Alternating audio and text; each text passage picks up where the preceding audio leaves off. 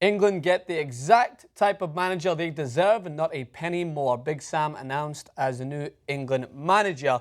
And here's the reason why, Jason. If I may, bear with me for a second. Hold up your hand to protect yourself from the spit as I go off on a Maxwell rampage, as you know. So, the reason why I say they deserve this manager, and that's no discredit to Big Sam, he's worked wonders at Sunderland. He performed a minor miracle to save them from relegation and has, to this day, not been relegated as a manager from the Premier League, which is not an easy job to do.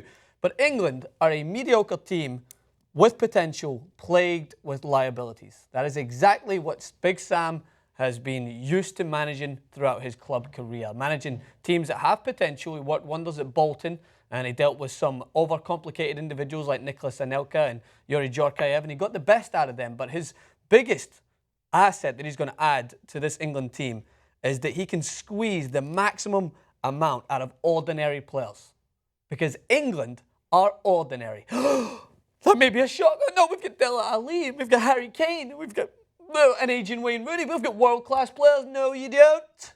And Big Sam will not treat them as world-class players. Because England, as a national football team, do not deserve the complicated tactical prowess of a foreign manager.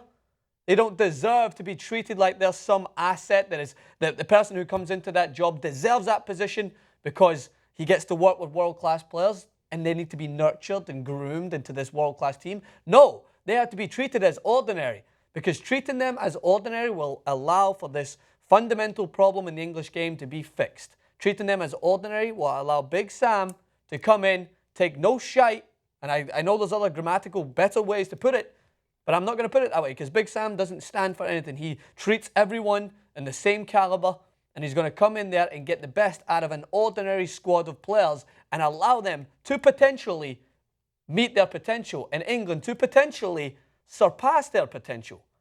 And that is the main reason that England deserve this. People talking about big name acquisitions coming in, big time managers coming in to deal with this group of just prima donnas. They don't deserve to be treated with all that tactical prowess and the genius of a foreign manager who could come in and work wonders. And Antonio Conte, who wasn't linked to the job, but you get my drift. I was going to say, there's not one foreign manager who was not one world-class Jurgen Klinsmann was linked to world-class foreign manager, not also somewhat mediocre foreign manager. But that's the thing, is they need...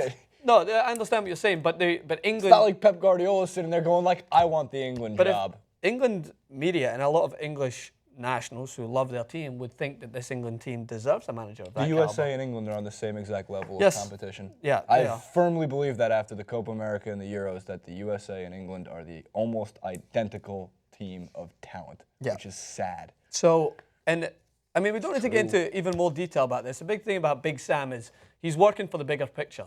He is the exact type of manager that England deserves because this is the type of manager, this is like the school teacher that you bring in when no one's listening. It's the type of teacher that everyone is scared of in school, and you've been taking advantage of these mediocre teachers who have just been kind of allowing you to pass, and they're like, all right, in comes Big Sam, and then he walks chewing his gum, covered in Yorkshire pudding and just fresh from the pub, and he's going to make sure that you know that does not stand for it. What is Yorkshire pudding? It's a very nice meal. Oh, it is? Very nice. Yeah, Yorkshire pudding's like... Oh, it doesn't sound nice. I thought it was going to be You have to taste it. It's delicious. Okay. So, yeah, we can sit here and discuss what England's future looks like, but I'm not even going to give that time of day to this because we don't know as of yet. We know that they have potential, but they are plagued with mediocrity, plagued with liabilities that could be listed off one by one. And Big Sam, his main job now is to come in and fix.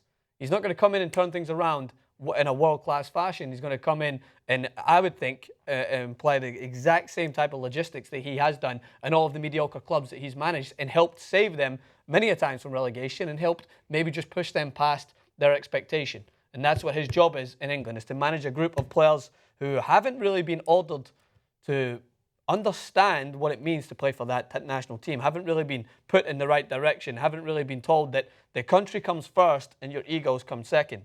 And it's time to start working together to try and surpass your expectation. But as at the moment, their expectation is, let's become a decent team. We're not a world-class team. Hey, setting realistic expectations is beyond important for everything in life. This is not just an English managing positional encouragement clip.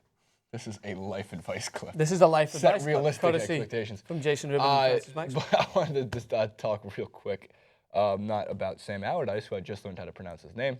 Can you tell the audience what you called him before? I thought it was Allardyce because they were showing on Sky Sports some Italian-looking guy that wasn't Allardyce, like breaking down, and I go, oh, that must be the new manager. I'm learning. If you go onto my Snapchat, Franny Boy 1, you will see my reaction to it. Bahoy 1. B-H-O-Y. The 2018 World Cup, is that what is next? Yes, that's what's next. It's a rebuilding process towards that. Towards that. Yeah. Okay. That was my question. And if you, right, so I'm not trying to play into this massive expectation, which immediately will come with a new manager coming in. All right, we're going to rebuild, we're all going to be optimistic, and that's fine. That comes part and parcel with being a kind of new era coming through. But you have to look at Portugal as an example, not because you think that England can win, but how you understand that when you have a game plan and you have a manager that doesn't treat individuals higher than the squad, but has a game plan that's basically not the prettiest at times. And Sam Allardyce is known as not being the prettiest manager. He has employed some of the kind of medieval rules in world football to his squads by meaning get in there and get stuck in. And it's worked for his team. Why would he not apply that to apply that to England? Because Santos did it with Portugal. They weren't the prettiest football team, but they went on to obtain great success. And that's the kind of fundamentals that have to be drilled into England to make sure that they understand that that is a level that you have to be held to. No one is bigger than the country. No one is bigger than the team. Everyone is on the same playing field. And at this moment in time, and I'm comfortable saying this, there is no one that is above the mediocre level in England's national team. No one. Hey, put the Queen in goal. She can't do any worse than Joe Hart. Who knows? All right.